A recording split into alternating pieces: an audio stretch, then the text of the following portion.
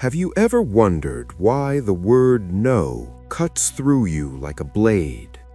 Why rejection feels like a collapse, a tiny death, a blow to your very dignity? We spend our entire lives turning ourselves into professional beggars, hunting for another person's yes. We seek agreement in the eyes of our lovers, approval in the words of our masters, and recognition from the crowd. But I will tell you something strange. Your greatest gift is rejection, and until you learn to love it, you will never truly be free. In an ancient village, there lived a youth named Kavi. He was gifted, but his heart was filled with anxiety. He dreamed of becoming a master woodcarver, but every time he showed his work to the elders and heard criticism or refusal to buy, he fell into despair. He believed that every no was a verdict on his soul. One day, he heard of a master who lived on a high cliff where the wind never ceased to blow. It was said that this master never said the word yes. Kavi traveled to find him, hoping to receive just one affirmative nod that would finally prove his worth. He found the master sitting at the very edge of the abyss. Kavi prostrated himself and said, "Master, I have brought you my finest work. Tell me, am I worthy of being a craftsman? Tell me my path is right. Give me your consent." The master did not even look at the wood. He watched an eagle soaring by and said, "No." Kavi froze. Pain pierced his heart. "But why? You didn't even look." "No," the master repeated. "Perhaps I should return tomorrow?" the youth asked hopefully. "No." Kavi lived at the foot of the cliff for a week. To every question, to every request, the master replied with a cold, short no. The youth was crushed. In that moment, his pride burned away. His expectations turned to ash. He sat on the ground and stopped asking. He simply watched the sky, the wind, and the stones. And suddenly, in that silence, he felt a strange lightness. He climbed back up to the master, but this time he held nothing in his hands. He sat beside him and said, "I understand. Your no was not aimed at my art. It was aimed at my dependence on your opinion." For the first time, the master looked at him and smiled. But he said again, "No." It was aimed even deeper. Look at this wind. If the rock said yes to the wind and allowed itself to be moved, would it still be a rock? No, it would be dust. Your no is your form. It is your boundary. It is what makes you, you. Listen.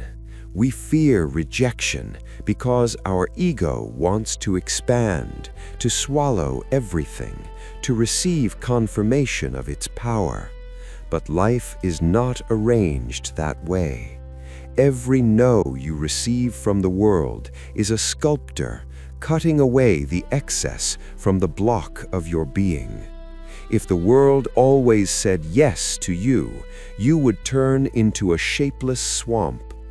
When a woman says no to you, she is not rejecting you. She is simply saying, "This is not your path." She is returning you to yourself. When a door closes in your face, it does not lock you in.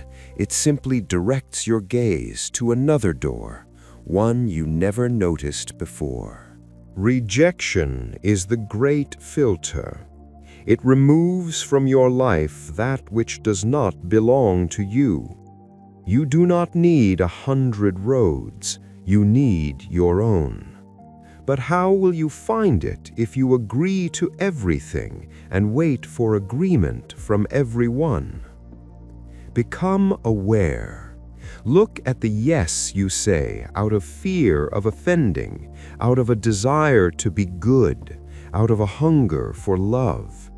Every such false yes is a betrayal of your truth. You fear saying no to others, and in the end, you say no to yourself. True freedom begins when you value rejection as highly as consent.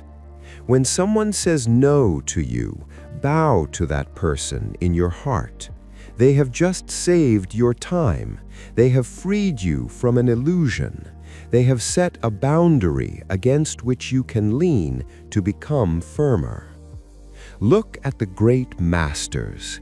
They became great not because everyone approved of them. They became great because they endured thousands of rejections, and those rejections did not break them, they tempered them. They stopped looking for a yes outside and found it within themselves. Your own no is your sword. Learn to wield it. Say no to empty noise, to the expectations of others, to forced values. Once you learn to say no totally and consciously to everything that is not yours, your yes will gain the weight of gold. It will become real. Rejection is not the end. It is the beginning of clarity. It is the moment you stop running toward the horizon and stand still where you are. In that no lies a tremendous power. The power to be separate. The power to be yourself. The power to not need the crutches of another's approval. When you return to the world and someone says no to you again, do not hang your head. Smile. Feel how that no returns you to your own center. The world owes you nothing, and in its injustice, in its right to refuse you, lies your ultimate freedom. Be like that rock on the summit. Let the winds of opinion beat against you. Let them say no to you. Let them try to change you.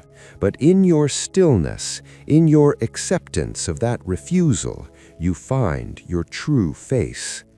Just be, and let every rejection be for you not a wall, but a signpost to your true home. The home that is always inside, where no one can ever say no to you.